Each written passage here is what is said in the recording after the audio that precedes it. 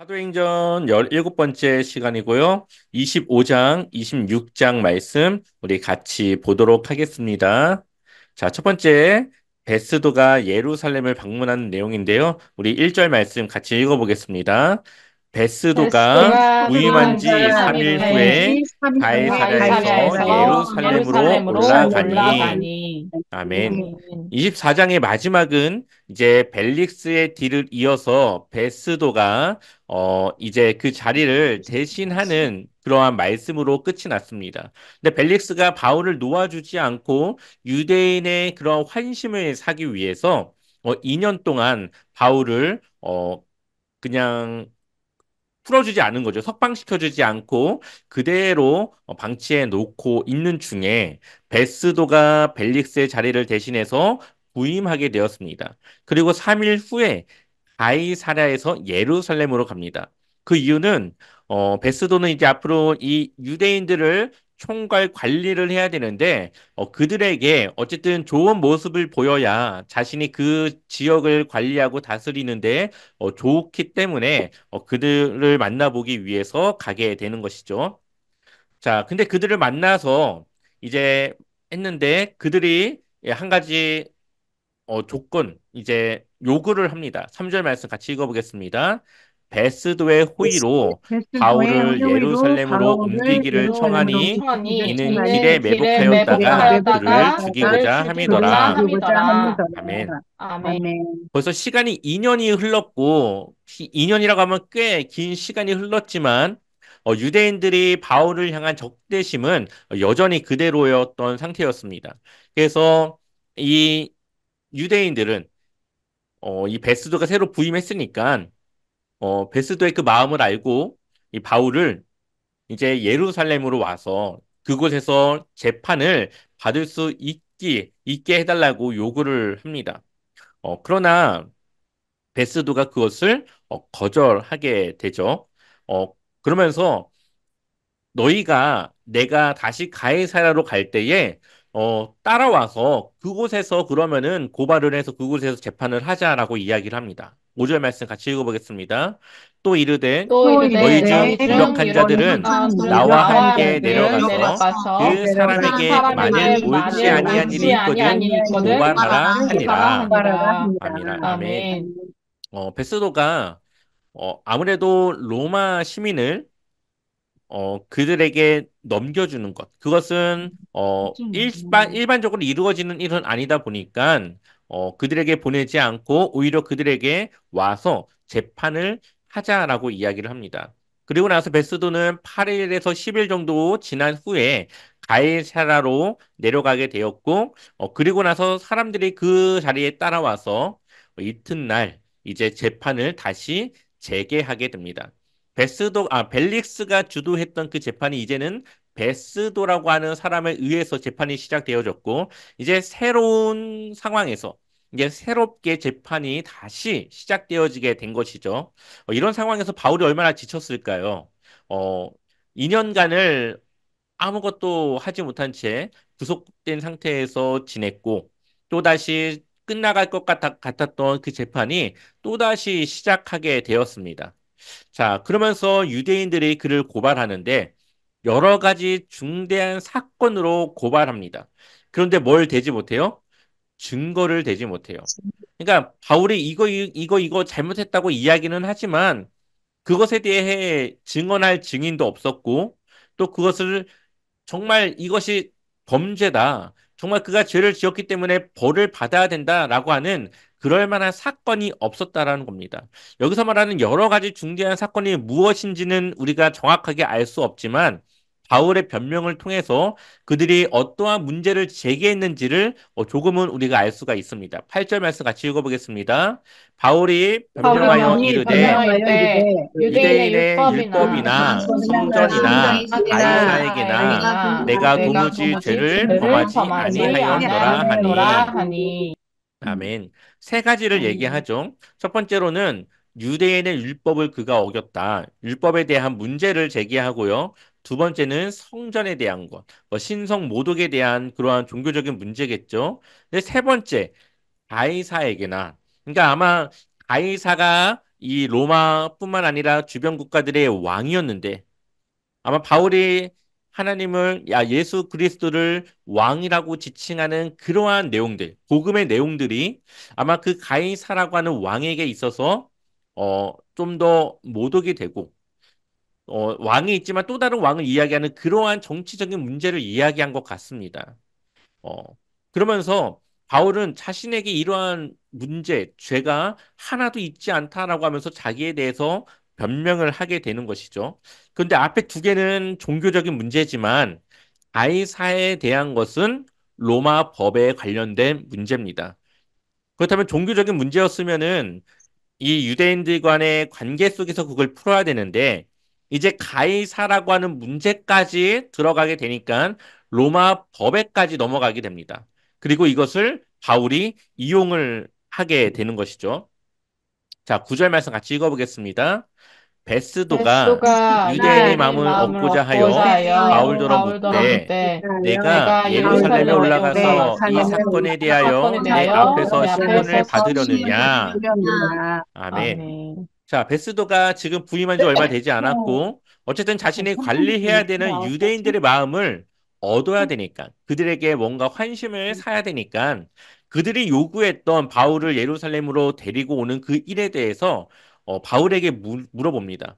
너 예루살렘 가서 재판 받을래? 거기 사내들인 공회가 있는데, 거기에서 너 종교적인 문제 있으니까 그것에 대해서 나한테 한번 재판을 받아볼래? 라고 물어봤더니 바울이 그러지 않고 이제 가이사에게 재판을 받을 것이라고 이야기를 합니다. 지금 가이사 로마법에 대한 문제가 같이 제기됐기 때문에 그렇다면 바울은 유대인이 아니라 가이사 앞에서 그것에 대해서 자신이 재판을 받겠다라고 이야기를 해요. 왜냐하면 유대인들이 자신에 대해서 좋지 못한 의도를 가지고 있는 것을 당신이 알지 않습니까? 그러니 저는 가이사에게 가서 정당하게 로마 시민으로서 그 문제에 대해서 재판을 받겠습니다라고 바울이 이야기를 합니다. 자, 11절 같이 읽어보겠습니다. 만일 만일 내가 내가 불의를 불의를 행하여 행하여 무슨 죽을 무슨 죄를 죽을 죄를 지었으면 지었으면 죽기를 사양하지 죽기를 아니할 사용하지 아니할 것이나 것이나 만일 이 만일 이 사람들이 나를 사람들이 나를 고발하는 것이 고발하는 다 것이 사실이 다 아니면 사실이면 아무도 나를 아무도 나를 그들에게 내줄 그들에게 수 내줄 수 없나이다. 없나이다. 내가 내가 가이사께 가게 상소하노라 상소하노라 한대. 한데. 아멘. 바울이 결국은 가이사에게 상소를 원했고, 바울은 이제 원하든 원하지 않든 로마로 가야 되는 상황에 놓여지게 되었습니다. 하나님은 처음부터 이 예루살렘에 오고 나서 예수님은 바울에게 나타나서 너가 유대인들에게 전했던 것처럼 로마에 가서도 그 복음을 전해야 된다라고 이야기를 했는데 여러 가지 흐름적으로 이 바울은 지금이 자신이 가이사에게 상소를 해서 로마로 가야 될 때라는 것을 알았던 것 같습니다. 구체적인 하나님의 지시가 없었지만 자신이 시간을 돌아보면서 이제는 여기에서의 재판은 더 이상 무의미하고 가이사 로마로 향하는 것이 옳다라고 생각을 했고 바울은 이제 그렇게 하기로 결심을 하고 가이사에게 상소를 하게 됩니다. 자, 그러면서 베스도가 이제 또 주변의 많은 사람들과 이야기해서 가이사에게 갈 것이라고 이야기를 합니다. 근데 문제는 가이사에게 가긴 가는데 그렇다면 죄명이 있어야 되지 않습니까? 이 사람이 이것을 잘못했기 때문에 이 문제에 대해서 가해사님의 뭔가 재판을 받길 원합니다라고 해야 되는데 베스더가 볼 때는 도대체 무슨 문제가 있는지를 잘 찾기가 어려웠던 걸로 보입니다. 그래서 그것에 대한 고민과 문제가 베스도에게 있었습니다. 자, 13절 같이 읽어보겠습니다. 수일 후에 아그리빠 아그리빠 왕과 왕과 버니게가 버니게가 베스도에게 베스도에게 문안하러 문안하러 가이사랴에 가이사랴에 와서 와서. 아멘. 아멘. 자, 아그리빠 왕 그리고 버니게 이 두 사람이 이제 이 베스도가 있는 이 지역에 방문하게 됩니다. 어, 그리고 이 기회를 통해서 이 베스도는 자신이 어떻게 바울에 대한 죄명을 찾을 수 있을지를 아그리빠 왕에게 좀 조언을 얻고자 하는 그러한 생각을 갖고 이제 그 바울에 대한 이야기를 하게 되는 것이죠. 아그리빠는 유대 전체 지역을 다스리는 자로 어, 이 많은 유대인들에 대한 이야기와 또 여러 가지 구체적인 상황들을 잘 알고 있던 사람으로 이 사도행전에서 기록을 하고 있습니다. 그러니 베스도보다는 이 아그리빠를 통해서 유대인의 문제와 여러 가지 상황들을 좀 더 구체적으로 알아보려고 하는 것이죠. 그러면서 벨릭스가 바울이라고 하는 사람을 구류해 두었는데, 잡아 두었는데 하면서 이제 쭉 이야기를 하다가 18절에 근데 어떤 악행도 어떤 혐의도 제시하지 못하더라. 문제는 자기들의 종교 그리고 예수라는 이가 죽었다가 살아났다라는 그 바울이 주장하는 그 일에 대해서만 문제로 고발했는데 자신이 어떻게 이것을 가이사에게 이 문제를 어떻게 써야 될지 모르겠습니다라고 이야기를 하죠. 21절 같이 읽어보겠습니다. 바울은 황제의 판결을 바울은 황제의 받도록 자기를 판결을 지켜주기를 받도록 호소하므로 지켜주기로 내가 그를 하므로 가이사에게 내가 보내기까지 그를 지켜주라 가이사에게 명하노라 하니 보내기까지 명하노라 하니 자, 유대인들과의 종교적인 문제와 바울이 전했던 복음에 대한 문제를 놓고 여러 가지 문제가 있었는데 바울은 결국은 가이사에게 항소를 해서 그를 우리가 보호하고 이제 가이사에게 보내기 위해서 그렇게 지켜주고 있습니다라고 이야기를 해요. 그러면서 이제 아그리빠가 그럼 내일 내가 그 사람의 말을 듣겠다라고 이야기를 하면서 이제 그 바울의 문제가 무엇인지 어떻게 그 죄명을 해야 되는지를 이제 이 아그리빠 왕 앞에서 다시 바울이 또 그 이야기를 전하게 됩니다. 바울은 여러 가지로 어렵고 힘든 상황에 놓여져 있었지만 어쨌든 하나님은 이 바울이 자신의 이 잘못, 무고함을 변명하기 위해서 어쩔 수 없이 종교적인 부분들을 이야기하게끔 하십니다.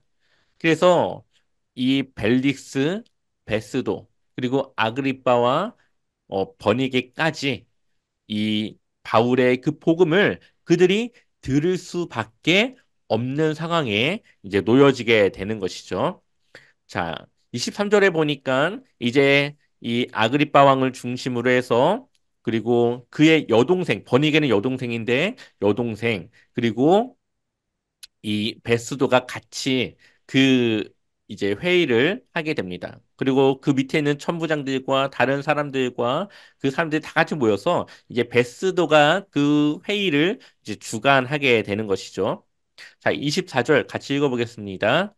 베스도가 베스도가 말하되 말하되 아그리빠 왕과 아그리빠 여기 왕과 같이 여기 있는 같이 있는 여러분이여 여러분이여 당신들이 보는 이 당신들이 사람은 보는 이 유대의 사람은 모든 유대의 무리가 크게 모든 무리가 외치되 크게 외치되 살려두지 못할 살려두지 사람이라고 못할 하여 사람이라고 하여 예루살렘에서와 여기서도 내게 예루살렘에서와 여기서도 청원하였으나 청하였으나 네, 청원하였으나 이제 그것을 이제 찾지 못했다. 지금까지 그가 어떠한 잘못을 했는지 찾지 못했다. 그래서 27절에 죄목도 밝히지 않고 제수를 보내는 것이 무리한 일인 줄 알았다. 아니까 한번 이 자리에서 우리가 이 사람의 문제가 무엇인지 밝혀보고자 한다라는 것이 지금 이 상황의 핵심이라고 볼 수가 있습니다. 자, 그리고 나서 이제 바울이 본격적으로 아그리빠에게 이제 변명을 하기 시작합니다. 그래서 아그리빠가 바울에게 이제 말할 것을 허락하고 하고 바울이 그 예법을 갖춰서 손을 들어 변명을 하게 되는 것이죠. 우리 2절과 3절 같이 읽어보겠습니다. 아그리빠 왕이여 아그리빠 왕이여 유대인이 고발하는 유대인이 모든 고발하는 일을 모든 일을 오늘 당신 앞에서 변명하게 될 것을 다행히 여기나이다. 당신이 유대인의 모든 풍습과 문제를 아심이니이다. 그러므로 그러므로 내 내 말을 말을 너그러이 너그러이 들으시길 들으시기를 바라나이다. 바라나이다. 아멘. 아멘. 자, 유대인들이 고발했던 일들을 이제 이 유대인들에 대한 여러 가지 지식을 가지고 있는 아그리빠 왕에게 이야기하는 것에 대해서 다행스러운 마음을 바울이 이야기를 하면서 당신이 유대인의 모든 풍속과 문제를 아심이니이다. 그러니까 유대인에 대해서 지금 이 아그리빠 왕은 많이 알고 있다라는 거죠. 그러면서 바울이 이야기를 합니다. 내가 처음부터 내 민족과 더불어 예루살렘에서 젊었을 때 생활한 상황을 유대인이 다 아는 바라. 그 상황이 무엇입니까? 5절에 보니까 그들이 일찍부터 나를 알았으니 그들이 증언하려 하면 내가 우리 종교의 가장 엄한 팔을 따라 바리새인의 생활을 하였다고 할 것이라. 그러니까 그 사람들에게 자신에 대해서 물어보면 어렸을 때부터 그를 알았고 가장 율법에 대해서 엄한 바리새인의 생활을 했던 사람이라고 말할 것이다라고 지금 자신의 그런 출신에 대해서 이야기를 하는 것이죠. 그들이 그렇게 생활했던 이유는 하나님께서 약속하신 소망을 그들이 기다렸다라는 거예요. 그들의 소망은 바로 부활이라는 거죠. 바리새인은 부활을 믿었고 하나님께서 죽은 자를 살리실 것이라는 것을 믿었습니다. 또한 메시아를 통해서 자신들이 여러 가지 상황에서 구원받을 것이라고 믿었습니다. 물론 그들이 생각했던 부활은 바리새인이 생각했던 부활은 마지막 날에 온 모든 사람들이 부활하는 그것에 대한 부활이었지만 어쨌든 그것에 대한 소망을 가지고 유대인의 그 율법을 따라 엄히 자신이 생활하고 있었다라고 이야기를 합니다. 그래서 8절 한번 같이 읽어보겠습니다. 당신들은 당신들은 하나님이 하나님이 죽은 죽은 사람을 사람을 살리심을 살리심을 어찌하여 못 어찌하여 믿을 못 믿을 것으로 것으로 여기나이까? 여기나이까. 아멘. 아멘. 그러니까 하나님은 죽은 사람을 살릴 수 있다라는 것을 자신이 이제 믿었다라는 거죠. 자, 그러면서 11절 모든 회당에서 여러 번 형벌하여 강제로 모독하는 말을 하게 하고 그들에 대하여 심히 격분하여 외국 성에까지 가서 박해하였고 그러니까 그리스도인들 예수님을 믿는 많은 그리스도인들을 이제 박해했던 자신의 과거에 대해서 이야기를 합니다. 그러니까 이 유대인들 자신을 고발했던 유대인들과 자신이 별반 다를 것이 없는 그런 상황에 있었다라는 것을 이야기를 합니다. 그러면서 담에색으로 갔던 일을 이야기하죠. 자, 담에색으로 가면서 예수님을 만나게 되는 상황들을 이야기하는데요. 13절 같이 읽어보겠습니다. 왕이여 왕이여 경호가 경호가 되어 되어 길에서 길에서 보니 보니 하늘로부터 하늘로부터 해보다 더 해보다 더 밝은 빛이 밝은 빛이 나와 내 나와 내 동행들을 동행들을 둘러 둘러 비치는지라.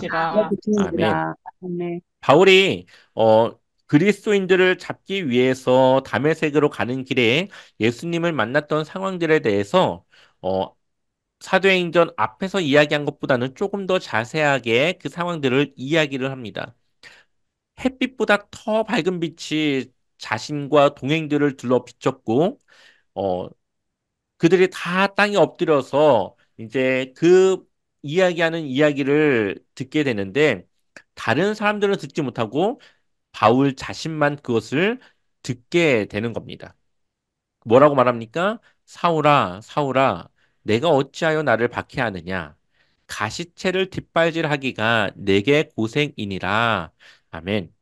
어, 그러니까는 가시체를 뒷발질하기가, 그러니까 너가 아무리 그렇게 해봤자 너만 고생이다라는 그런 뜻입니다. 너가 나를 박해하는 그것이 너에게 더 고생이다. 이것에 대해서 어떤 학자들은 사울이 이 스데반의 설교를 듣고 자신이 이 구약 성경과 비교해서 스데반의 그 설교에 대한 이야기를 반박할 거리가 없었다. 그래서 자신의 마음에 예수 그리스도에 대한 갈등이 생겨가지고 이것에 대한 그 불안함, 이 정말 예수 그리스도가 정말 하나님 보내신 메시아인가라고 하는 이 갈등의 마음을 없애기 위해서 더 이 그리스도인들을 박해하는 것이 더 심해졌다라는 걸로 이제 해석하는 신학자들도 있습니다. 그런 괴로운 마음을 예수님이 아시고 너가 아무리 그렇게 해봤자 너만 더 괴로워질 뿐이다라고 이야기를 했다라고 이야기를 합니다.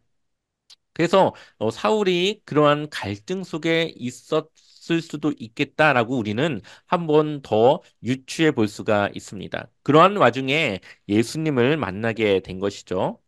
자, 그러면서 그에게 이제 소명을 주게 되는데, 그가 해야 될 일을 대해서 알려주게 되는데, 17절과 18절 같이 읽어보겠습니다. 이스라엘과 이스라엘과 이방인들에게서 내가 이방인들에게서 너를 내가 너를 구원하여 구원하여 그들에게 그들에게 보내어 보내어 그 눈을 그 뜨게 눈을 뜨게 하여 하여 어둠에서 어둠에서 빛으로 빛으로 사탄의 사탄의 권세에서 하나님께로 권세에서 돌아오게 하나님께로 돌아오게 하고 하고 죄 죄 사함과 나를 사함과 믿어 나를 믿어 거룩하게 된 무리 무리 가운데서 가운데서 기업을 기업을 얻게 얻게 하리라 하리라 하더이다. 하더이다. 아멘. 아멘. 그러니까 그가 복음을 전함을 통해서 어둠에 있었던 사람들을 빛으로 인도하고 사단의 그러한 권세 아래 있던 세상 사람들을 하나님의 자녀가 되게 하겠다. 그래서 그들이 죄를 사함받고 하나님을 믿어 거룩하게 된 무리 가운데서 그 삶을 살아가게 하겠다라고 바울에게 그 너를 그렇게 사용하겠다라고 이야기를 하십니다. 그러면서 그가 하늘에서 보이신 것을 내가 거스르지 아니하고 자, 하늘에서 보이신 것을 내가 거스르지 아니하고를 세번역 성경으로 한번 읽어보겠습니다. 19절 같이 읽어보겠습니다. 그러므로 아그리빠 그러므로 아그리빠 임금님, 임금님 나는 나는 하늘로부터 하늘로부터 받은 받은 환상을 환상을 거역하지 거역하지 않고, 않고 아멘.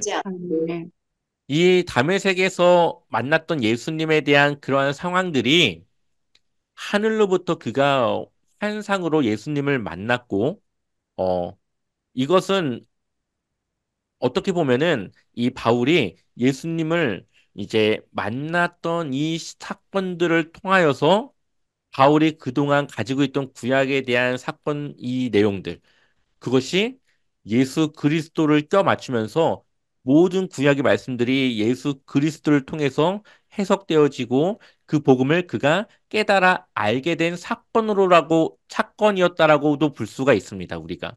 그래서 바울이 복음을 전하고 했던 많은 이야기들의 그 핵심들은 이 예수님과의 만났던 이 때를 통해서 그가 예수 그리스도를 이해하고 그 복음에 대해서 그가 깨닫게 되었다라고 볼 수가 있는 것이고 그 이후에 그가 또 그러한 작업들을 했던 것들을 보게 됩니다. 그러니까 이 다메섹에서의 만남이 단지 하나님께서 그에게 소명을 주고 끝난 것이 아니라 그 시간을 통해서 예수님과의 만남을 통해서 여러 가지 그의 변화와 상황들이 있었다라는 것을 우리가 볼 수가 있는 거예요. 그러니까 바울이 회심하고 그가 변화됐던 것이 어, 예수 그리스도의 만남을 통해서 그렇게 변화되어졌던 것을 그가 예수 그리스도를 이해하게 된 것은 바로 이러한 중요한 사건이 있었다라고 볼 수가 있습니다. 자, 그런데 그가 변화되어져서 다시 이 예루살렘으로 돌아온 이야기를 하게 됩니다. 우리 한번 22절 같이 읽어보겠습니다. 하나님의 도우심을 하나님의 받아 도우심을 내가 받아 오늘까지 내가 서서 오늘까지 서서 높고 높고 낮은 낮은 사람 사람 앞에서 앞에서 증언하는 증언하는 것은 것은 선지자들과 모세가 선지자들과 모세가 반드시 반드시 되리라고 말한 되리라고 것밖에 말한 것밖에 없으니 없으니. 아멘. 그러니까 바울이 이제 전도 여행을 마치고 예루살렘으로 오게 됐는데 거기서 사람들이 자신을 죽이려고 했었죠. 그리고 천부장의 도움을 통해서 그가 그 죽음을 회피할 수가 있었는데 그것을 뭐라고 말합니까? 22절 하나님의 도우심을 받아. 자신이 많은 어려움과 위험한 상황에 처했지만 하나님의 도우심을 받아 지금 이 자리까지 제가 왔습니다. 그런데 제가 한 것이라고는 선지자들이 이야기한 것, 그리고 모세가 이야기한 것이 반드시 되, 되리라고 말한 것, 예수 그리스도를 통해서 그것이 이루어진다라고 말한 것밖에는 없다라고 이야기를 하는 것이죠.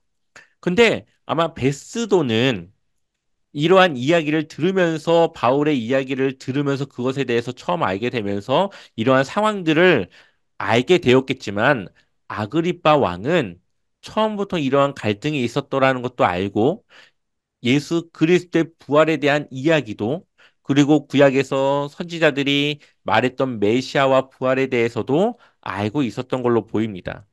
그래서 23절 같이 읽어보겠습니다. 곧 그리스도가 고난을 그리스도가 받으실 고난을 받으실 것과 것과 죽은 자 죽은 자 가운데서 가운데서 먼저 먼저 다시 다시 살아나사 살아나사 이스라엘과 이스라엘과 이방인들에게 이방인들에게 빛을 빛을 전하시리라 함이니이다 전하시리라 하리라. 하니라. 아멘.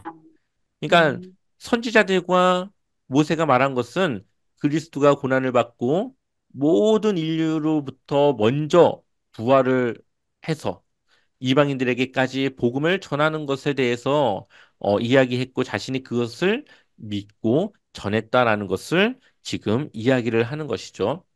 그랬더니 이 베스도가 뭐라고 합니까? 크게 소리내어 이르되 바울아 내가 미쳤도다. 내 많은 학문이 너를 미치게 한다 하니. 그러니까 베스도가 볼 때는 바울이 말하는 것이 말이 안 되는 거예요. 죽은 사람이 살아나는 것도 말이 안 되고 또 예전에 그 선지자들이 했던 말이 지금 이루어진다는 것도 베스도의 입장에서는 믿을 수가 없고. 그러니까 바울이 하는 이 변명이 그가 너무나도 지식이 많아서 머릿속에서 이게 너무 헷가닥한 그러한 이야기들로 나온다라고 베스트가 볼 때는 이제 그렇게 보이는 것이죠. 그러면서 너가 너무 학문에 대해서 많이 알기 때문에 너가 지금 미쳐서 그런 얘기를 한다라고 이야기를 합니다. 그리고 바울이 이야기하기를 26절 같이 읽어보겠습니다. 왕께서는 이 왕께서는 이 일을 일을 아시기로 아시기로 내가 왕께 내가 간대에 왕께 말하노니 간대히 이 말하는 일에 이 일에 하나라도 하나도 아시지 아시지 못함이 못함이 없는 줄 없는 줄 믿나이다. 믿나이다. 이 일은 이 일은 한족 한쪽 구석에서 행한 구석에서 것이 행한 것이 아니니이다. 아니니이다. 아멘. 아멘. 이 아그리빠 왕은 선지자들의 말도 알고 있었고 또 유대인들의 환심을 사기 위해서 그 말을 어느 정도는 타당하게 생각을 했던 그런 사람이었습니다. 그러면서 예수 그리스도의 죽음과 부활 그리고 여러 가지 일어났던 그 일들이 한쪽 구석에서 행한 것이 아니라 은밀하게 이루어진 것이 아니라 많은 사람들이 다 알 수 있을 정도로 그때 당시 많은 사람들이 그것을 보고 증거하고 이야기할 정도로 널리 알려진 이야기라는 것을 이야기를 하는 거죠. 그러면서 아그리빠 왕 당신은 그것에 대해서 알지 않습니까? 선지자들이 했던 그 말이 예수 그리스도 통해서 이루어졌다라는 것을 알고 있지 않습니까? 라고 아그리빠 왕에게 이야기를 합니다. 이 상황에서 아그리빠가 그것을 동의하면은 아그리빠 왕도 미친 사람이 되는 거죠. 베스도가 볼 때는 그것을 믿는 것이. 이 아그리빠 왕이 난처한 상황에 처하게 되자 그가 이렇게 말합니다. 내가 적은 말로 나를 권하여 그리스도인이 되게 하려 하는도다. 그러니까 아그리빠는 그것을 인정하면 자기가 미친 사람이 되는 거고 부정하면 유대인들이 말하는 그 선지자의 그 말들을 부정하게 되는 거니까 그 사람들에 대한 신뢰 관계가 깨어지게 되는데 이 양쪽에서 절할질하다가 얼버무리면서 말을 넘기게 되는 거죠. 네가 적은 말로 나를 그리스도인이 되게 하려고 하는구나라고 하면서 그 상황을 이제 넘어가게 됩니다. 그러면서 29절에 바울이 말하기를 우리 같이 읽어보겠습니다. 바울이 이르되 바울이 말이 말이 적으나 적으나 많으나 많으나 당신뿐만 당신뿐만 아니라 아니라 오늘 내 오늘 내 말을 말을 듣는 듣는 모든 모든 사람도 사람도 다 다 이렇게 결박된 이렇게 것 결박된 것 외에는 외에는 나와 같이 나와 같이 되기를 되기를 하나님께 하나님께 원하나이다 원하나이다 하니라. 하니라. 아멘. 아멘. 바울이 자신이 지금 결박되어져서 갇힌 그러한 모습이 되었지만 이것 외에는 당신들도 나와 같이 예수님에 대한 복음을 전하고 하나님의 자녀가 되어져서 하나님께 대한 그러한 삶으로 살아가기를 원한다라고 이야기를 합니다. 어, 바울이 일반적으로 복음을 전했다면 이러한 복음을 이 로마의 고위 관리직 사람들에게 이야기할 기회가 없었겠지만 재판이라고 하는 특수한 상황에 놓여진 이 바울을 통해서 하나님은 세상의 고위 관직자들에게도 복음을 전할 기회를 주게 됩니다. 물론 복음이라고 하는 것은 모든 사람들에게 다 필요한 복음이지만 대체적으로 가난한 자들, 연약한 자들, 도움이 필요한 자들에게 그 복음의 내용이 더 잘 믿어지고 받아들여지게 됩니다. 하지만 고위 관리자들에게는 그 복음이라는 것이 잘 와닿지가 않죠. 하지만 그들에게도 복음을 들을 기회를 줄 수 있도록 바울을 통해서 하나님이 그렇게 인도하고 있다라는 것을 우리가 볼 수가 있습니다. 그러면서 하나님은 모든 인류에게 그리스도의 그 복음이 전파되어지길 원한다라는 사실을 우리에게 보여주고 있습니다. 자, 32절 같이 읽어보겠습니다. 이에 예, 아그리빠가 아그리빠가 베스도에게 베스도에게 이르되 이르되 이 이 사람이 만일 사람이 가이사에게 가이사에게 상소하지 상소하지 아니하였더라면 아니하였더라면 석방될 수 있을 석방될 수 있을 뻔하였다 뻔하였다 하니라. 하니라. 아멘. 아멘. 그러니까 결국은 이 바울에게서 어떠한 죄의 문제도 찾지 못했다. 하지만 가해사에게 재판을 받기로 그가 상소했기 때문에 그 일을 없던 일로 할 수가 없고 결국에는 가해사에게 설 수밖에 없다라는 것을 이야기를 합니다. 그리고 바울은 또 그 가해사 앞에서 무슨 이야기를 했을까요? 자신이 어떻게 예수님을 만났고 어떻게 예수님을 믿게 되었고 그 믿게 된 이야기가 무엇인지 그것을 또 전할 수 있었을 겁니다. 물론 거기까지는 사도행전에서 보여주지 않지만 우리는 충분히 이 아그리파 왕 앞에서 했던 그 모습들을 통해서 바울이 그렇게 했을 것이라고 생각할 수 있습니다. 우리에게도 그러한 자기만의 복음의 메시지가 있어야 됩니다. 어떻게 내가 예수님을 믿었는지, 내가 어떻게 예수님을 믿고 변화되었는지, 그리고 예수님께서 우리를 통해서 어떠한 복음을 전하길 원하시는지. 그래서 우리의 삶을 통해서, 우리의 입술을 통해서 예수님에 대한 복음을 전할 수 있어야 되겠죠. 그래서 우리가 정말로 예수님을 내가 잘 믿는 것도 중요하지만 내가 믿는 예수님을 누군가에게 전할 수 있는 자기만의 복음의 메시지를 갖는 것 또한 굉장히 중요합니다. 그래서 우리가 다시 한번 생각해 볼 것은 내가 예수님을 어떻게 믿게 되었는지, 예수님을 믿고 내가 무엇이 달라졌는지, 그리고 예수님을 믿으면서 내가 지금 어떠한 부분이 어, 예수님을 통해 채워지고 있는지, 또 그것이 누구에게 그러한 도움과 체험이 필요한지, 그러한 것들을 우리가 고민하고 생각해서 복음을 들어야 될 사람들을 통해 우리의 입술로 그 주님의 복음이 전파되어지길 소망합니다.